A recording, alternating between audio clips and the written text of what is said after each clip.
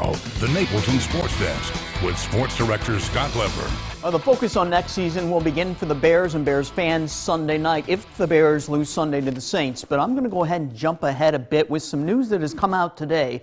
The news that Houston Texans quarterback DeShaun Watson might be pushing for a trade this offseason. And the Bears are one team he would consider going to. So if you're a Bears fan, you're no doubt salivating over the thought of Watson in a Bears uniform. But how realistic is that possibility? Well, it's understandable that Watson would want out of Houston. The Texans are bad and they're short on draft picks.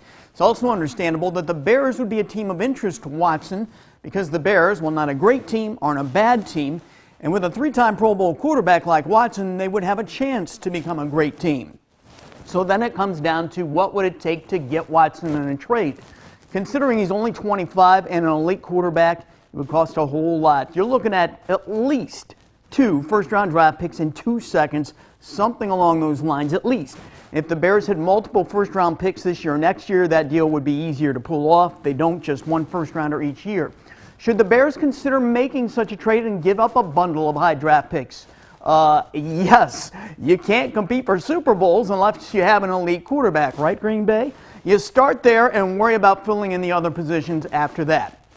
The Bears would also have to do some juggling with the salary cap if they took on Watson's contract, but what he's getting paid, roughly $32 million a year for the next 5 years, is very reasonable for a premier NFL quarterback.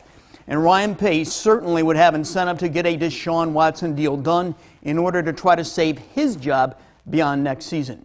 There will be several other teams interested in Watson, and that will drive up the price, but if Watson is available, the Bears should be all in. That's my take. We'll be right back.